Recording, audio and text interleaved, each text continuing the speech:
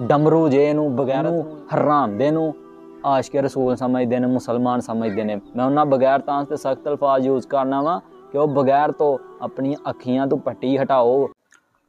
अस्सलाम वालेकुम जी। ये वीडियो जी है ना उन्होंने लोगों वास्ते भी जो लोग आते हैं इमरान खान सब तो वड्डा आशिक रसूल है और मुसलमान है, गैरतमंद है, मुल्क दा वफादार है, इस्लाम दा नाम उन्हें रोशन किया है, उन्होंने वास्ते वीडियो वे।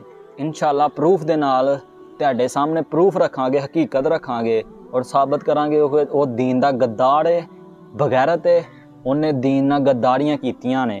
ठीक है ना, असी प्रूफ करांगे इंशाअल्लाह। ये प्रूफ हालां दे मकसद होएगा सिर्फ तुहाडियां अखां खोलनियां, हकीकत तुहानूं दिखाना उस मुनाफिक आज़म दी। ठीक है, अब वीडियो देखो।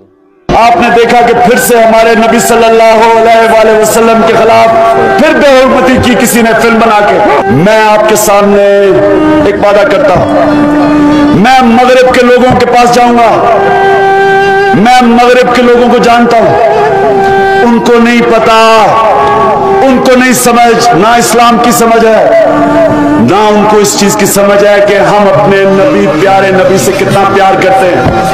उनको ये नहीं समझ कि मुसलमान अपने नबी के लिए जान देने के लिए तैयार है। मैं ये जिम्मेदारी लेता हूं, हम उन लोगों को बताएंगे। वज़ीर आज़म ने कौम से खिताब में कहा कि फ्रांस के सफीर को वापस भेजने से नुकसान होगा। वज़ीर आज़म ने सफीर निकालने से माजरत कर ली। कहते हैं कि यूरोपीय ममालिक पाकिस्तान से तिजारत खत्म कर देंगे, हमारे रुपए पर प्रेशर बढ़ेगा, महंगाई और गुर्बत में इजाफा होगा। कहीं और हो, हम अपने ऊपर खुद को हमला कर दें, ये कौन सी अकल और समझ है? कोई फर्क नहीं पड़ना लगा फ्रांस को। जब हम फ्रांस के एम्बेसडर को वापस भेज के ताल्लुकात तोड़ेंगे उनसे, इसका मतलब कि यूरोपियन यूनियन से हम ताल्लुकात तोड़ेंगे।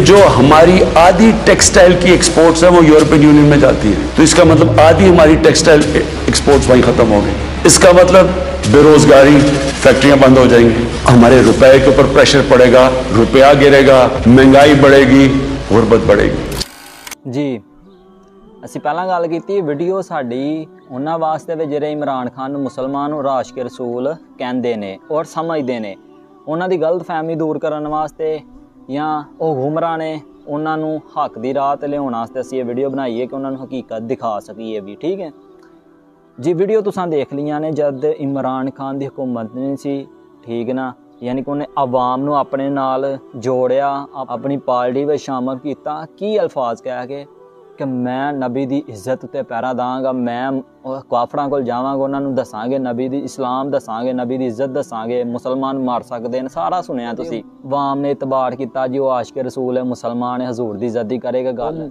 मुल्क दा वज़ीर आज़म बन गया, ਉਹਦੇ ਕੋਲ कुर्सी आ गई, पावर आ गई। अच्छा जी, उन्हें नबी पाक सल्लल्लाहु अलैहि वसल्लम की इज्जत किस तरह पैरा दी, किस तरह उन्हें नबी पाक सल्लल्लाहु अलैहि वसल्लम की इज्जत की गल काफरां नूं दसी, ਉਹ तुसी सुनी चुके हो कि जदों ਉਹਦੇ कोल हुकूमत आई सी उन्हें की किया सी, अगर हम फ्रांस के साथ तल्लक तोड़ेंगे यूरोपीय यूनियन हमसे नाराज़ हो जाएंगे। एक तरफ की कहता है हम कोई गुलाम हैं जो तुमको हम कर लें, नबी की इज्जत की गल आई तो यूरोपीय यूनियन दी नूं नाराज़गी याद आ गई, यूरोप दी नूं फिक्र पै गई सी कि किते वो यूरोप साडे नाल नाराज़ ना होइए भी, रोटी मुक जानी है, जिहड़ी हड्डी मिलदी है वो कित्थों मिलनी है। मैं सख्त अल्फाज उन्होंने वास्ते यूज़ करना पे जेह्ड़े बगैरत हो चुके ने, ठीक है, जेह्ड़े सब कुछ जानते हैं, इनू डमरू जे नूं बगैरत हरामदे नूं आशिक रसूल समझते हैं, मुसलमान समझते हैं। मैं उन्होंने बगैर तां ते सख्त अल्फाज यूज़ करना वा कि वो बगैर तो अपनी अखियां तो पट्टी हटाओ, तब्दीली वाला कीड़ा मारो, ठीक है, हकीकत पहचानो। अच्छा जी, आसिया मलूमा नूं गुस्ताख नूं रिहा किया इमरान खान ने, ठीक है, उस तो बाद एक मिसाल तौर पर मान ही लेने जी इमरान खान आशिक रसूल है। मैनूं ये समझा छड़ो एक ऐसा आशिक रसूल है कि कोई आशिक रसूल हजूर दे गुलामां उत्ते फायरिंग करवा सकता है, शैलिंग करवा सकता है। उन्हां दा कसूर की ही कि फ्रांस का सफीर कढ़िया जाए, फ्रांस दे नाल ऐलान जहाद किया जाए। मैं पुछना सी आशिक रसूल इमरान खान उदों ही जदों उहदे कोल कुर्सी नहीं सी या कुर्सी चली गई तो नाल ही वो आशिक रसूल हो गया। जदों उहदे कोल पावर सी, कुर्सी सी, हुकूमत सी, उदों की सी उदों क्यों नहीं सी उन्हें याद आया मैं आशिक रसूल हाँ, या तुहानूं क्यों नहीं सी याद आया कि बई असीं गैरतमंद, असीं मुसलमान हाँ, असीं आवाज़ बुलंद करनी है हजूर की इज्जत वास्ते।